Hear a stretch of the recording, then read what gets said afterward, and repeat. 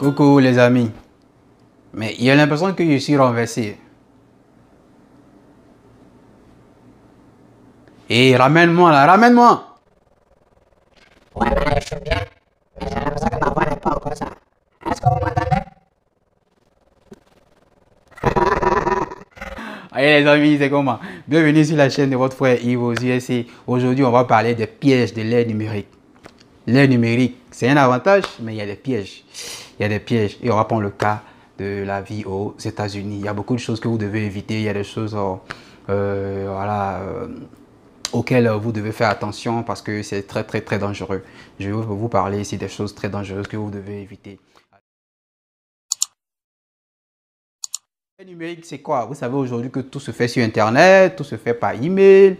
Il y a les appareils photo numériques, il y a des ordinateurs, il y a beaucoup de choses. Il y a la banque maintenant qui est devenue numérique. Il y a beaucoup de choses, il y a beaucoup de choses, il y a beaucoup de choses. D'accord? Voilà, il y a l'aide des médias, il y a Facebook, il y a WhatsApp, il y a Instagram, il y a Twitter, je sais pas moi, il y a plein de trucs. Alors, c'est bon, c'est intéressant.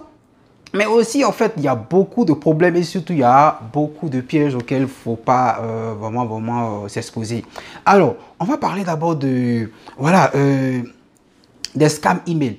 Vous savez qu'ici aux États-Unis, votre identité, je vais dire, votre clé, c'est d'abord, comment je vais dire ça?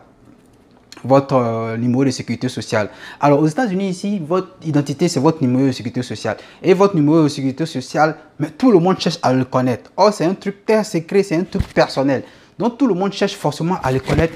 Excusez-moi, je vais lui passer mon micro, voilà. Alors écoutez, il ne faut pas qu'on se néglige. Alors donc voilà, votre ADN ou encore votre clé, c'est votre numéro de sécurité sociale. Et tout le monde cherche à l'avoir. Donc évitez, vous pouvez recevoir un email anonyme qui vous demande votre numéro de sécurité sociale. Écoutez, ne le donnez jamais. Peu importe la compagnie qui voudra que vous veniez travailler pour elle ou bien une collaboration avec vous, elle va vous demander de venir d'abord à son office, ça veut dire à son siège. Et c'est là-bas, s'il fallait qu'il y ait une collaboration, tout ça, vous devez donner votre numéro de sécurité sociale, ça va vous donner. Ça va vous pouvez donner. On ne donne jamais un numéro de sécurité sociale par email. À condition que peut-être si tu appliques pour un boulot et le boulot, le DRH, ici on l'appelle HR, ça veut dire que Human Resources, ça veut dire que la direction des ressources humaines, vous envoie un email que vous devez remplir un truc en ligne, là ok, vous êtes obligé de mettre votre numéro de sécurité sociale. Mais un simple email qui vient de je ne sais où, non, non et non.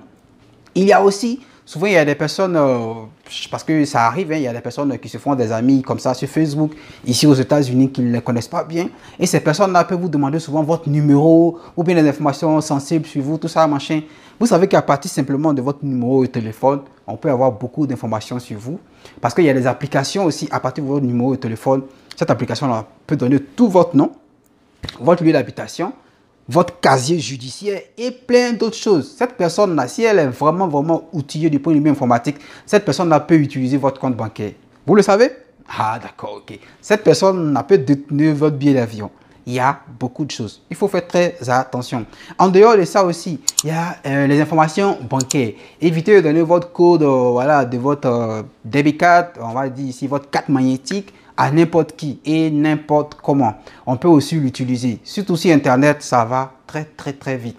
Voilà pourquoi, généralement, quand moi, je fais mes achats en ligne, je mets toujours une fois. On vous demande si, parce que quand vous voulez faire un achat en ligne, ils vont vous demander des références de votre carte bancaire.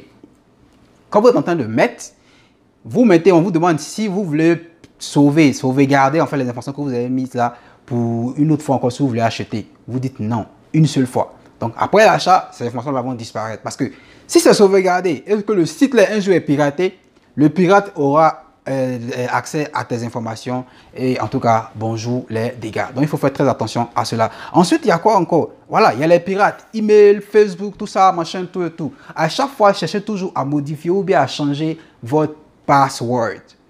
Bien sûr, c'est le mot de passe. À chaque fois, il faut changer, il faut modifier, il faut changer. Ou encore, si vous voulez garder ça pour une longue période, il faut que ça atteigne au moins 15 caractères. Et dans ces caractères-là, il faut au moins 2 chiffres, sinon plus.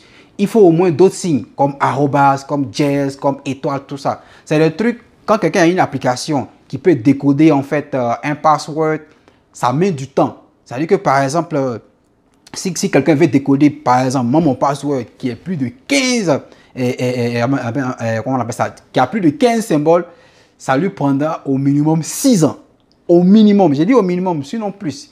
Vous pensez que quelqu'un peut s'asseoir comme ça, attendre 6 ans pour chercher à découvrir le password de quelqu'un? Non, il va se décourager en fait. Parce qu'il va mettre A.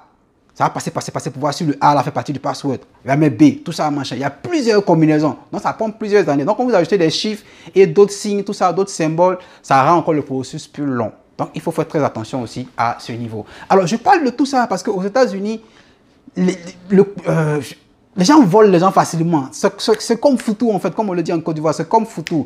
Moi, par 2 fois, mes amis proches le savent, mon compte a été vidé. Par 2 fois, mon compte bancaire a été vidé. Heureusement que ma banque m'a remboursé, mais c'est 2 ou 3 mois après. Imagine par exemple si tu dois payer ton loyer et que ton compte a été vidé. Comment tu gères? Voilà, le propriétaire de la maison, lui, il s'en fout de ça, lui, il a besoin de son argent. Et aux États-Unis, ça va une affaire de gens, c'est bizarre, il faut attendre le mois prochain. Non, non, ils vont te vider.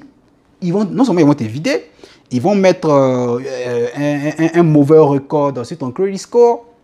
Et puis encore tout ça, machin. J'ai fait une vidéo sur le credit score. C'est de ça en fait aussi. Si tu ne payes pas ton loyer à temps, ça va affecter. Il y a tout ça aussi. Donc il y a beaucoup de choses de ce genre. Donc les amis, faites vraiment attention. Et aussi le dernier point, je pense que j'ai déjà tout touché. Alors donc les amis, c'est un peu ça. Il y en a plein d'autres, mais voici au moins l'essentiel que vous devez garder à l'esprit quand vous êtes aux États-Unis. Faites très attention. Faites très attention. Les informations personnelles sont vraiment sensibles. Donc sachez à qui les donner. Franchement, il vous faut forcément des personnes de confiance avant de donner quoi que ce soit. J'espère que cette vidéo-là vous a beaucoup aidé. Alors les amis, si vous avez kiffé, évidemment, likez, laissez les commentaires, avis et suggestions, et puis dites-moi ce que vous en pensez. Et puis bien sûr, n'oubliez pas de vous abonner à cette chaîne. Et ensuite, qu'est-ce qu'on va dire? Voilà, portez-vous bien et puis on se retrouve à la prochaine vidéo. Ciao, ciao!